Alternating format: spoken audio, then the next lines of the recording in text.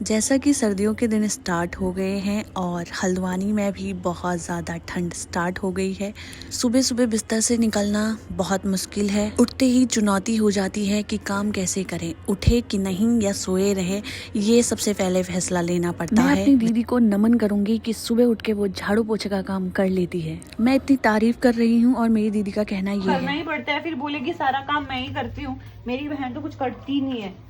तो सुना आपने, मेरी दीदी काम करती है, मैंने कभी कहा नहीं करती है। माना कि बहनों के बीच खून का रिश्ता होता है, पर काम करने में नो कॉम्प्रोमाइज। अपने अपने हिस्से का काम दोनों को ही करना पड़ता है। तो मेरा काम है नाश्ता बनाना और दीदी का काम है रूम को साफ रखना। वैसे बेटियों की जिंदगी आसान तो नहीं होती है, पर घर की बड़ी बेटी की जिंदगी और भी आसान नहीं होती, क्योंकि घर के बड़ी बेटी के कंधों पे और भाई बहनों की भी रिस्पॉन्सिबिलिटी होती है। अब ये बात सिर्फ खर्चा उठाने से लागू नहीं होती है। अब ये बात हर किसी के पल्ले नहीं पड़ेगी। ये दुख घर की बड़ी बेटी ही समझ सकती है। आज मैम का ऑफ है तो मैम घर में बैठ के मिनी व्लॉग्स देख रही है। आज महारानी का ऑफ है तो आज मेरी क्लास पक्का लगेगी। मेरा ये दुख वही लोग जान पाएंगे जिनके भाई बहन एजुकेशन के फील्ड में हैं। आज मेरी क्लास नहीं लगेगी क्योंकि मेरी दी मेरे लिए लेके आई है ये बिस्कॉफ। मेरी दी का बहुत बहुत धन्यवाद जो मेरे लिए बिस्कॉफ लेके आई। जैसे ही काम खत्म हुआ, मैं और मेरी दी चल पड़े पार्लर की ओर।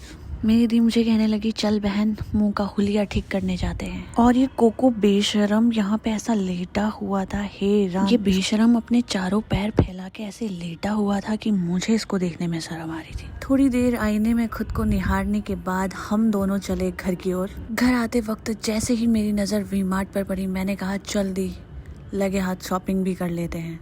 शॉपिंग करते करते हम इतने इतने इतने इतने खुश हुए कि क्या ही बताऊं, कितने खुश हुए। मैं और मेरी दीदी शॉपिंग करने में इतने माहिर है कि हमको सेकंड नहीं लगते हैं चूज करने में। मैंने इधर से चूज किया और दीदी ने उधर से ट्राई किया। करते करते हम शॉपिंग करके पहुंचे घर, और घर आते ही हमने बनाया खाना वाना खा के यहाँ पे बज गए थे 4।